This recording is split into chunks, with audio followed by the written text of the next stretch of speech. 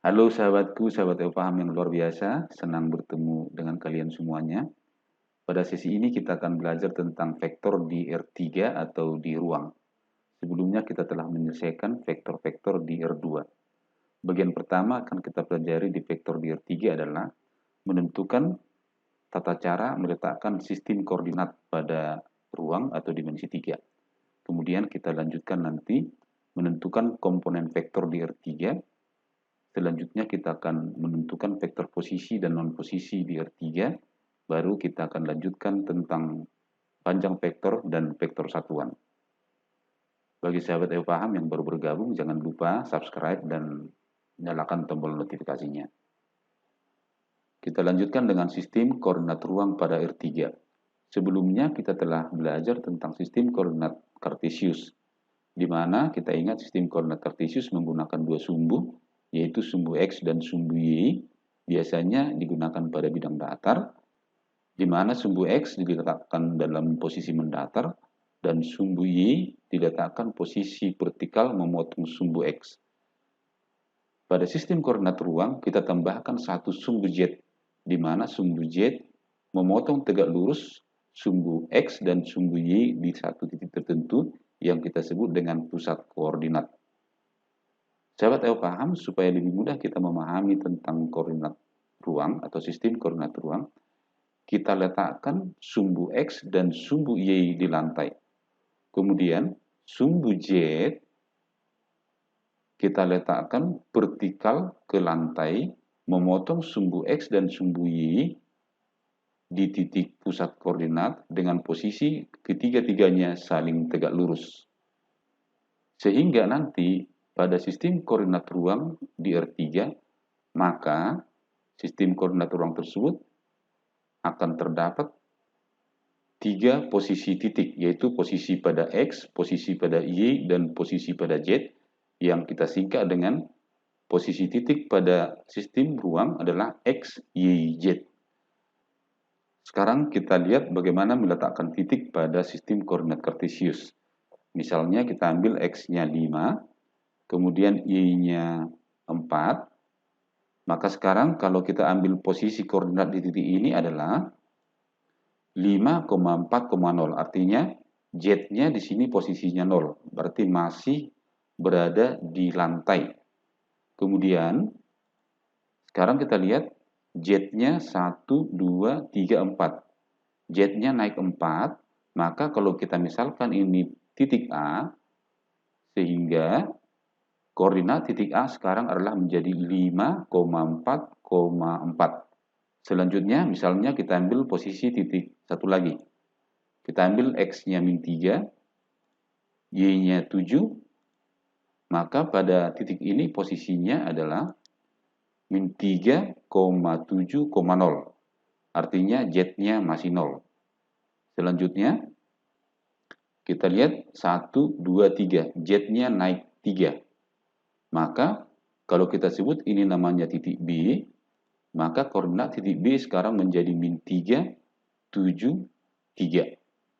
Mudah-mudahan sahabatku sudah bisa memahami cara meletakkan titik pada sistem koordinat Cartesius. Sekarang kita hubungkan dengan vektor di R3.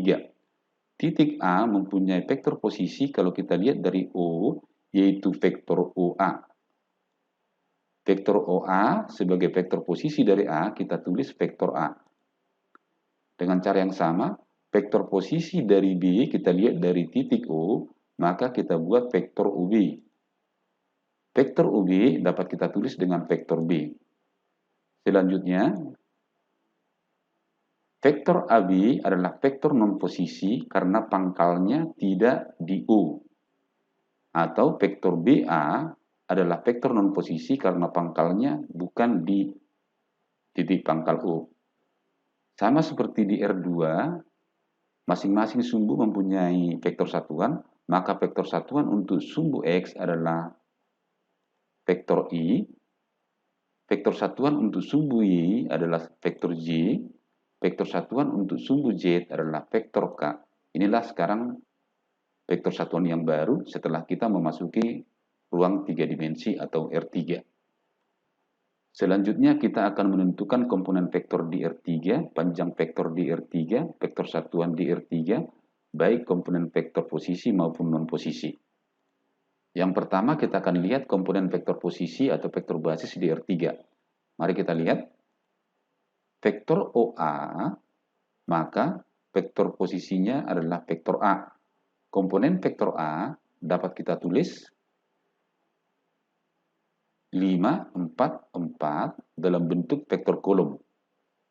Atau kita tulis dalam bentuk vektor baris adalah 5,4,4. Selanjutnya, kalau kita tulis dalam bentuk vektor basis, yaitu menggunakan vektor satuan I, J, dan K, maka kita tulis menjadi 5I tambah 4J tambah 4K. Kemudian kita lihat vektor OB, vektor posisinya adalah vektor B. Atau dengan kata lain, vektor posisi dari titik B adalah vektor B. Maka komponen vektor B adalah, kita lihat dari sini, maka komponennya adalah min 3, 7, 3. Ini penulisan dengan cara kolom. Kalau kita tuliskan dengan cara baris, maka vektor B dapat kita tulis dengan komponen min 3,7,3. Atau kalau kita tulis dalam bentuk vektor satuan IJK, maka dapatlah kita tuliskan vektor B sama dengan min 3I tambah 7J tambah 3K. Nah, selanjutnya vektor non-posisi. Perhatikan vektor OB ini dapat kita cari dengan vektor OA ditambah vektor non-posisi AB. Vektor OB dapat kita tulis dengan vektor B, vektor OA dapat kita tulis dengan vektor A. Vektor A kita pindahkan ke ruas kiri, maka kita dapatkanlah vektor B kurang vektor A sama dengan vektor AB, atau dengan kata lain, vektor AB sama dengan vektor B dikurang vektor A. Selanjutnya, komponen vektor AB dapat kita cari komponen vektor B dikurang komponen vektor A.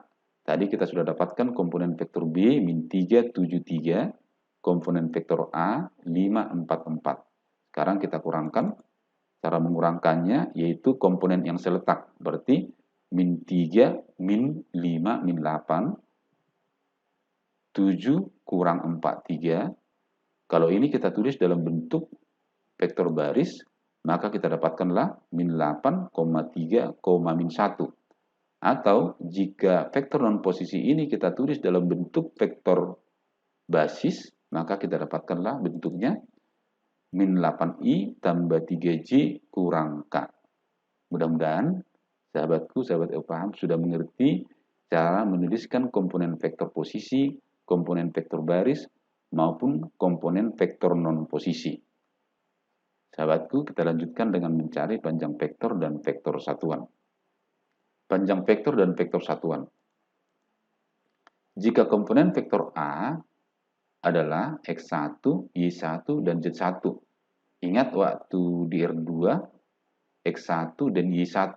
Untuk R3 kita tambahkan satu sumbu Z, maka didapatkanlah di sini komponennya Z1. Misalkan panjang vektor A ditulis harga mutlak vektor A. Maka panjang vektor A dapat kita cari dengan akar pangkat 2 dari X1 kuadrat tambah Y1 kuadrat tambah Z1 kuadrat. Selanjutnya, vektor satuan.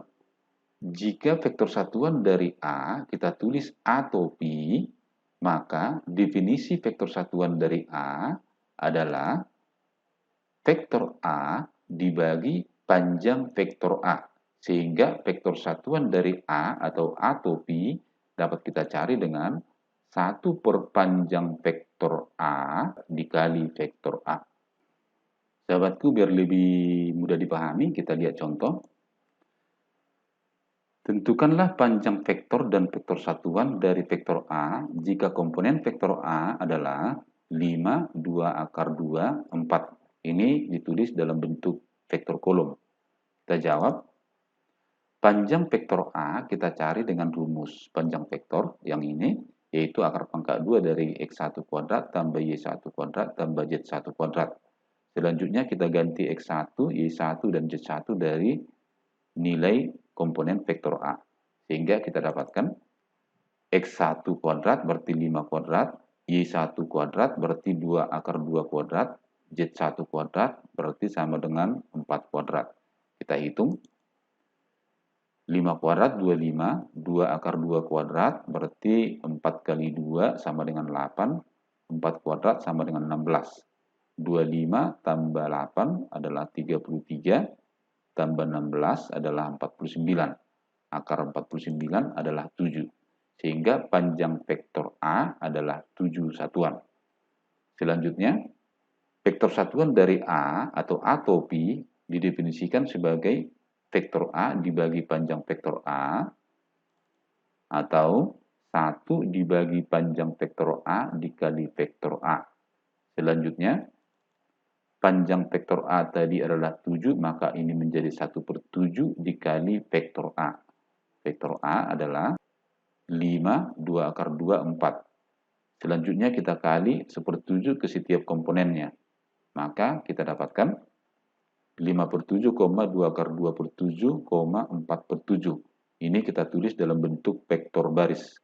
Kalau ini kita tulis dalam bentuk vektor basis atau vektor dalam satuan IJK, maka kita dapatkanlah vektornya 5/7i tambah 2 akar 2/7j ditambah 4/7k.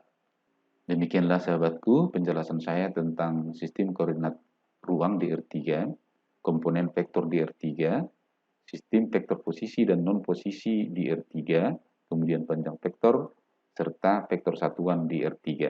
Semoga penjelasan ini bermanfaat buat kita semua. Tetap semangat belajar, semangat ayo Pak.